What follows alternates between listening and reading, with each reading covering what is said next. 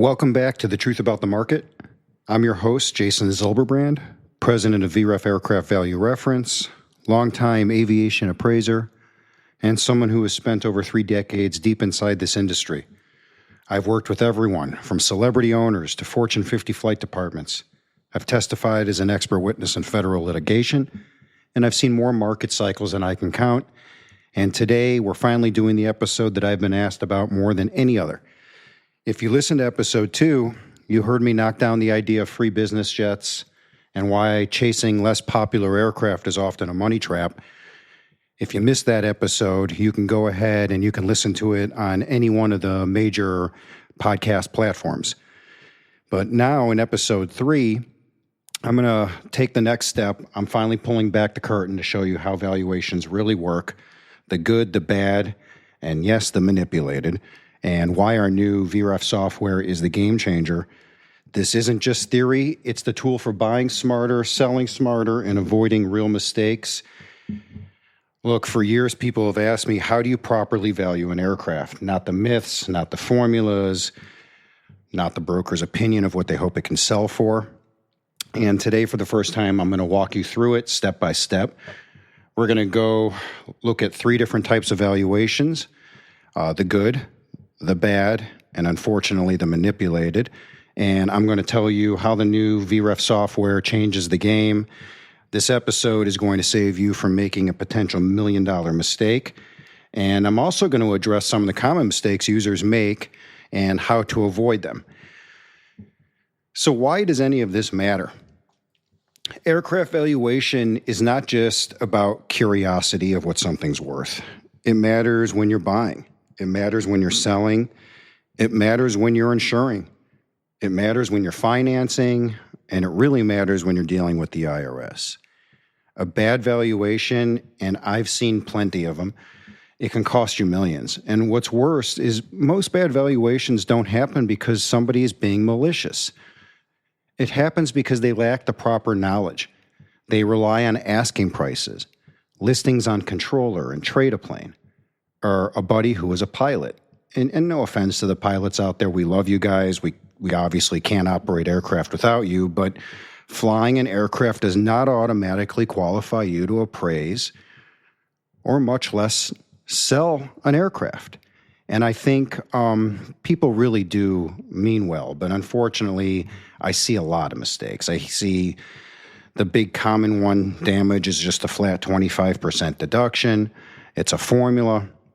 Worse yet, I hear a lot of people just listening to some guy on the internet.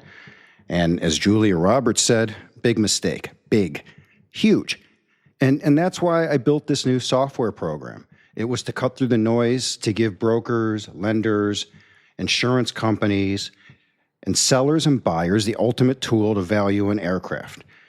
After all, I built the new VREF software to make my life appraising aircraft easier, and I'm passing these tools on to you.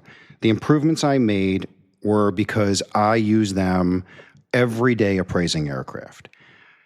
So now you'll have the same perspective on some of the most complicated stuff there is to value.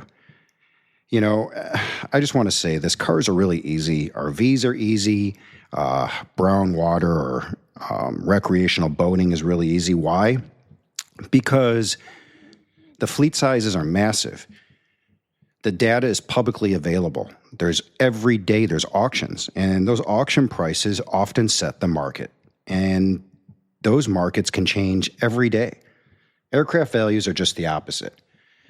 We have small fleets, no publicly available closings. Each aircraft is unique. With the exception of trainer aircraft, the number of modifications that one does to an aircraft is pretty wild. No closing number will tell you about the real data of an aircraft, and it should be used with a grain of salt. Again, let me repeat this. Closing numbers, sales comps, if it's just a number, which often is the case, it doesn't tell you anything about what makes up that aircraft. So let's dive in. The good. This is where you enter everything correctly. You know, aircraft time, engine time since overhaul, the correct TBO. Yes, you can finally do that, folks. After years and years and years of trying to do it, we finally made it happen for you. You simply can click a button and enter any TBO you want. And based on what was going on in the industry, this was just a must. We had to do this. So please use it. Enter the correct TBO. More importantly, we made it dummy-proof now for engine program status. If the aircraft is on an engine program, just click the button. Likewise, if it's not, unclick it. Adjust the paint and interior, avionics, upgrades, STCs. The software processes the data and gives you a fair market value. It also gives you wholesale value, forced liquidation value, orderly liquidation value. You even get inventory and scrap value.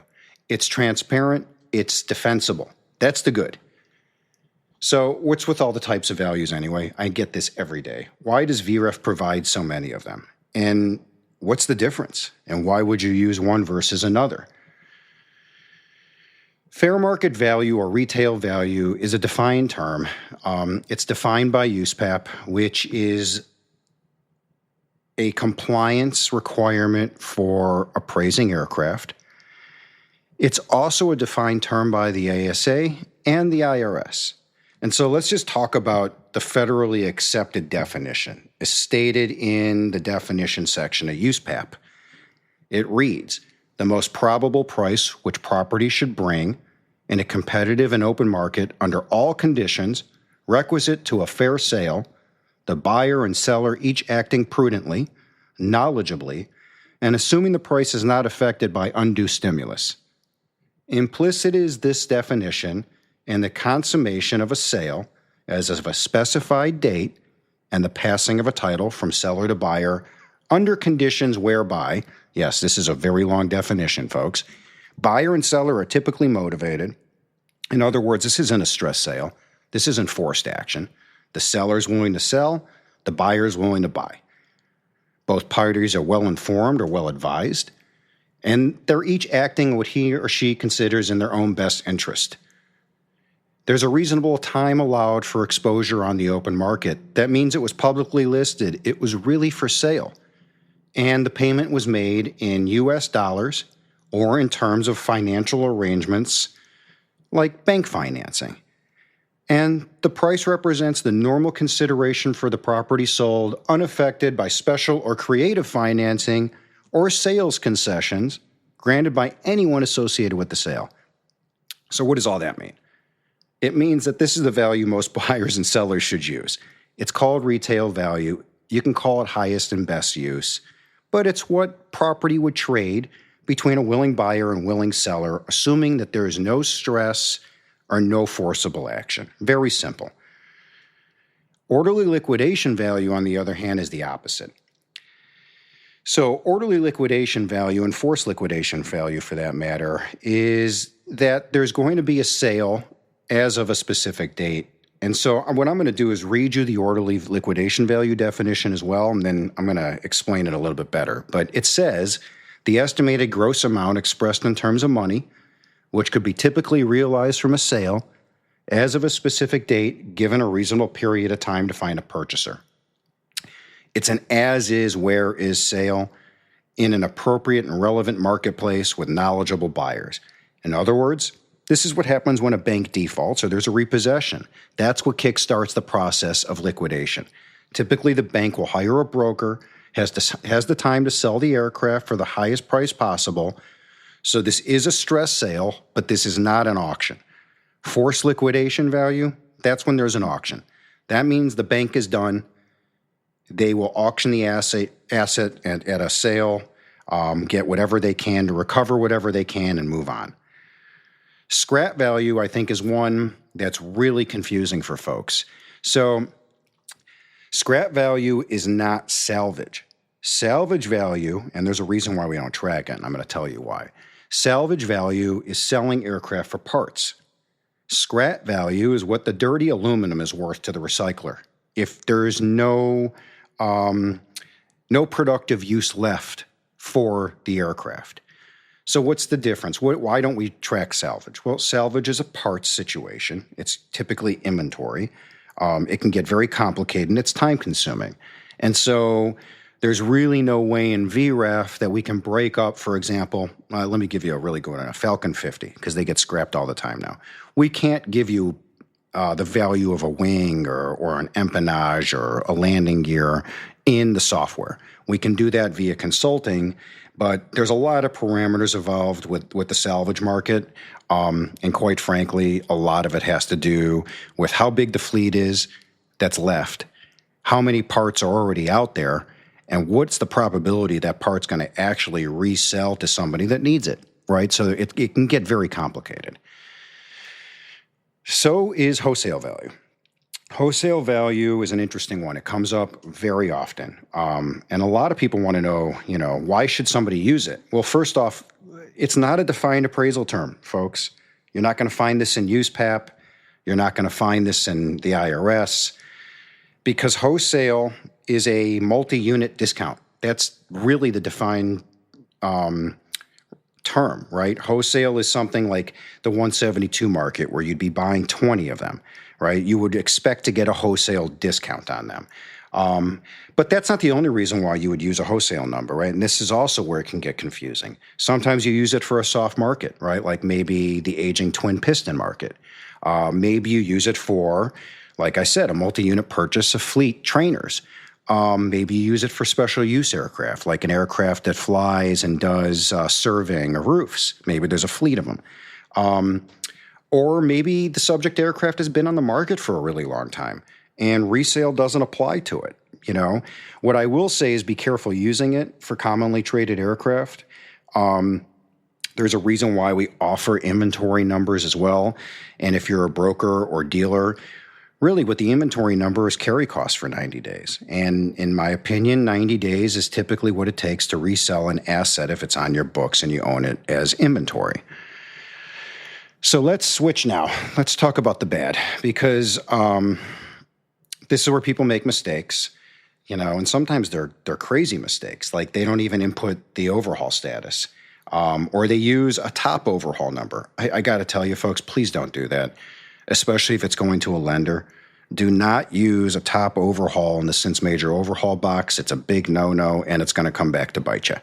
It doesn't mean you can't give yourself a credit, but I would use the manual entry, and I would give myself a small credit for the cost of those cylinders. A lot of people don't give themselves credit for a factory reman. You got to remember VREF tracks overhauls. We don't track factory new. We don't track factory remans. We don't track hot sections or midlifes. You have to give yourself credit for those things. They skip program coverage all the time. They'll call me and say, hey, the number's really low. First question, is it on a program? Yes. Well, you have to make sure that button is clicked.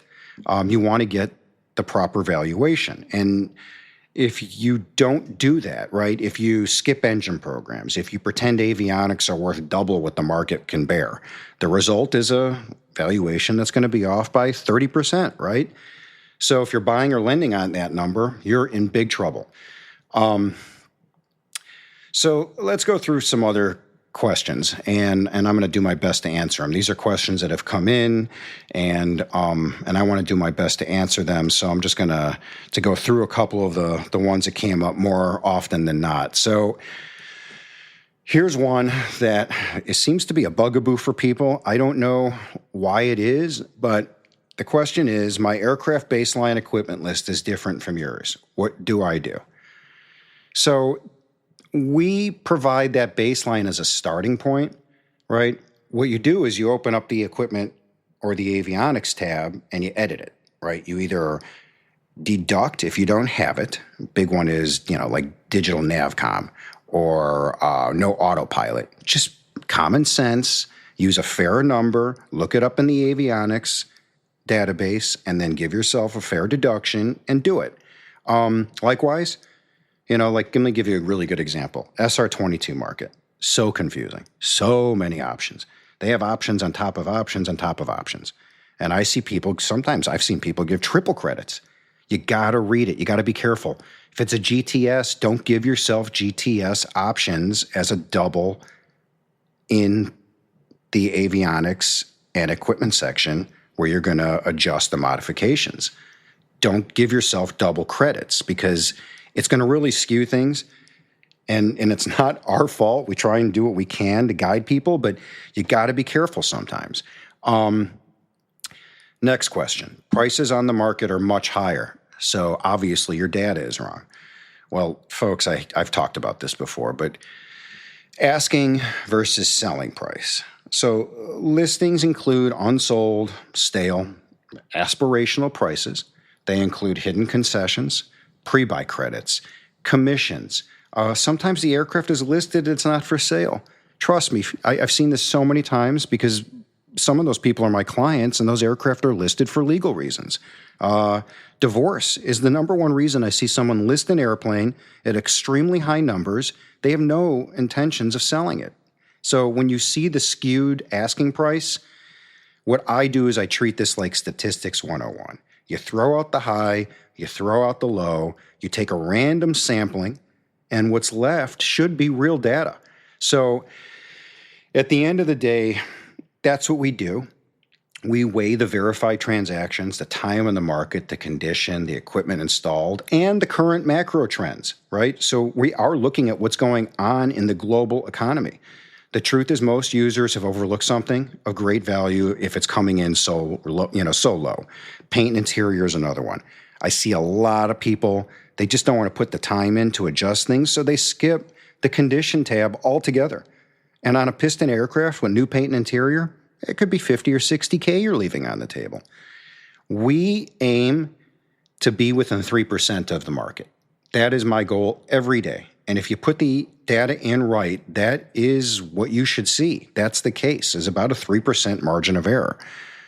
So if the number's coming in super low, can you take a look, for me? That's the next question. And yes, of course, if you have a problem, send it to me, and I can walk you through where the issue is. But just for a gut check or a sanity check, make sure the model's correct. Make sure that the engine is correct. Make sure that your TBO and that in a turbine aircraft that you're giving credit for those hot sections and midlifes, guys. Everybody, I see this so often, especially on entry-level business jets that aren't on programs. Freshly hot sectioned engines, zero credit for it. And then the value's super low, and the seller is mad at the buyer, and the buyer is mad at the seller, but it's just a common mistake. Damage history. Damage history is a big one. And I really think people need to take a step back and look at the global picture here. If the damage is from 30 years ago, chances are it's been mitigated. There's a lot of folks out there that put a lot of bad information out there. And so the next episode I'm going to do is about damage history. So I'm going to save this damage talk, but just be careful. Contact us. Hit that chat button. Send me a note. Send anybody on the staff a note. We'll tell you what to use. If the values are correct and it's still coming in low, it could be something odd, like you're dealing with an aircraft that's just at the end of its functional use, right? Or there's functional obsolescence that's creeped in, or maybe there hasn't been a sale recorded in a really long time, and we can't adjust numbers in the database unless we have something to adjust it, based on. What do you do if your aircraft isn't on programs? Well, the first thing you do is you don't have to do any math. Now you just click the button. Click the button in VREF, enter the actual time since overhaul, and you're done. There's nothing else you have to do. If it's a turbine jet engine, again, give yourself a midlife and hot section credit. Avionics. Why do you depreciate them? Because the market does. Avionics are electronics. They're no different than consumer electronics like TVs, iPhones, laptops. Buyers pay for current capability. They pay for supportability and integration, not original installed cost. And we value thousands of avionics. So if you don't have an integrated suite, you just have to click the avionics tab, and then you can add each one of them separately. This isn't just an integrated avionics situation. Sometimes integrated avionics will hold their value better than what I sometimes call a Frankenstein cockpit, where it's one of these and one of those and two of these and two of those. And be careful with that, because there's no bigger kiss of death right now in resale than not having an integrated panel. It just makes it really difficult, especially for young pilots. So with depreciation, do all modifications, do all STCs depreciate the same? No, they don't, and you shouldn't treat them the same. Airframe mods, especially big ones, FICI, TKS, winglets, strakes, floats, engine STCs, they add substantial value and they hold substantial value. Be careful depreciating them too much. If in doubt, leave it at the default 50%. And if it's, relatively new within the last year or two, really you should be bumping that up to the new number. So we talked about when you should use wholesale versus fair market value, but again, I just want to reiterate, you got to be really careful. You don't want to fall into the next subject, which is the manipulated. And this is where things get really dangerous, If a buyer is going to offer wholesale to a seller, the buyer should be prepared to explain the offer, right? And likewise, I think if a seller knows that there's no offers coming in on his aircraft, he knows that it's overpriced. And so maybe wholesale would apply. You also got to keep in mind the wholesale versus fair market value or retail number. A lot of this, too, is based on when in the update of value cycle you're running your numbers. So if it's at the beginning of the quarter, when we just did it, chances are this is less likely going to be an issue. But if it's towards the end of the quarter, there is a chance that things have changed. And so you got to be smart. You got to use common sense. Contact us, please. If something isn't working, let us know. We can't fix it unless you tell us. And I think that that's really important for everybody out there. We are available 24/7. Email me directly, jason@vref.com. Tell me what's wrong. We'll get it fixed. Likewise, it's nice to hear when we're doing things right, so let us know that too. All right, let's get back to the manipulated. So I've seen valuations intentionally skewed. I've seen it done to make a deal work. I've seen it done so a broker can sell an aircraft. I've seen it done so maybe a broker can whipsaw a bank into financing it. How do they do it? Well, they do it in all sorts of crazy ways. The best one was I actually had a bank send me a valuation from VREF on an aircraft that wasn't in VREF. I mean, we laughed about it all day. Guys, no one's going to pull the wool over a bank. I mean, it's just not going to happen. The reason why they pay to have access to VREF is so they can run these numbers on their own. So note to self, if you're going to use an aircraft that we don't track, don't try it. It's not going to work.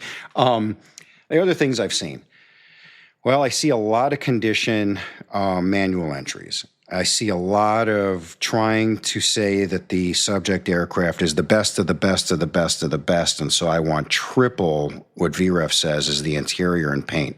Well, I mean, if it's a custom paint job, sure. I mean, give yourself a bump, but you're not going to get $150K credit for a $50,000 paint job. It's just not going to happen.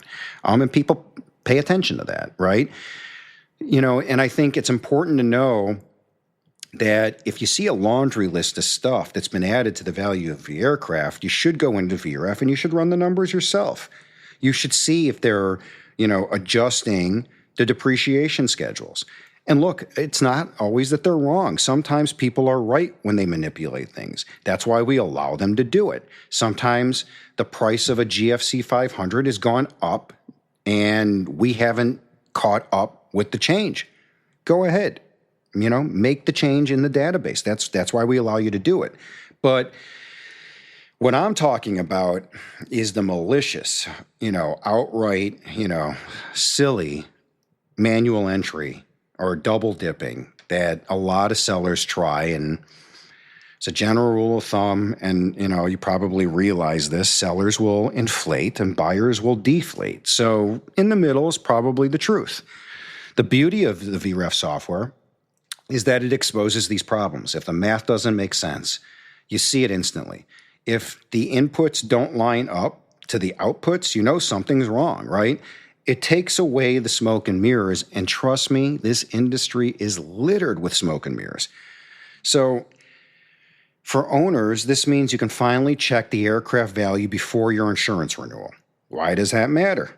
You don't want to overinsure, and you don't want to underinsure. If it's an aging aircraft that's heavily modified, your replacement cost is critical.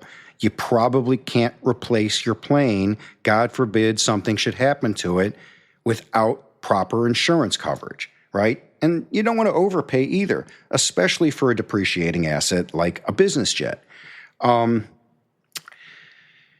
You want to use VREF before sale, right? Or just to stay ahead of the market. I know a lot of folks, every couple weeks they go in, they run their fleet. They want to make sure that they know what's going on. Surprises are bad news in aviation. So, for buyers, it means you can see through manipulated valuations, exactly what you should be paying for any aircraft. For lenders, it means you have a consistent, defensible baseline value every single time someone brings you a deal. You can look it up and you can see if it's worth your time to try and make it happen from a financing perspective. Insurance companies, underwriters, you're crazy if you're not using VREF. I don't know why you would rely on an out-of-date remember, the only competitor we have, their values are completely either under or in some cases haven't been adjusted downwards in years. So if you are insuring an aircraft as an underwriter and you're relying on old stale data, it's a mistake. I just think it's really important that people realize that a VREF valuation is a data-driven estimate. We go to great lengths to make sure we're reviewing all sorts of data before we adjust those numbers. And we don't just do it for the sake of doing it, right? It's also really important that you understand that a VREF valuation, a report that's produced from the software, is not an appraisal. It is not a formal USPAP accredited opinion of value with a defined scope and with proper report standards in place, right? So there's a time and place for both. If you need a gut check, if you're kicking tires, do the valuation. If you're relying on the valuation for financing and you're a lender, I think you're making a mistake. There are things that you need to be aware of that the report's not going to tell you. So contact me. I'll walk you through the differences one-on-one. Speaking of which, when you need the appraisal, you know where to go. Accredited, USPAP compliant, no shortcuts. There's a reason why VREF is the leading appraisal firm. We do the job right the first time, and we do it quicker than anybody in the industry. And personally, I think we do it cheaper than anybody in the industry.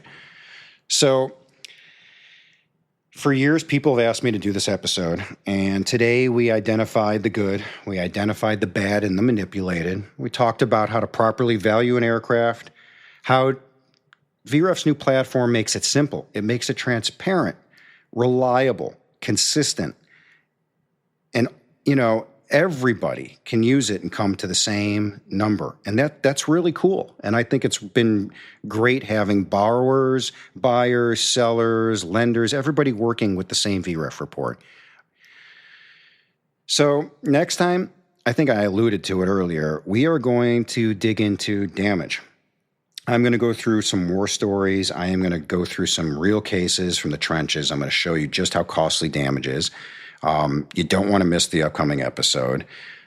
Until then, check out our new software. You can go to vref.com. You can also subscribe to this podcast on your favorite platform. We had a lot of requests, so we went ahead and made it available everywhere. And if you want me to walk through your aircraft on a future episode, send me a note, send me the specs, send me the photos. Actually, shoot me an email, jason@vref.com, and we'll go through the data I need. And then on the next episode, I will walk through the entire process beginning to end. I'm Jason Zilberbrand. Thanks for listening. Until next time, this is the truth about the market.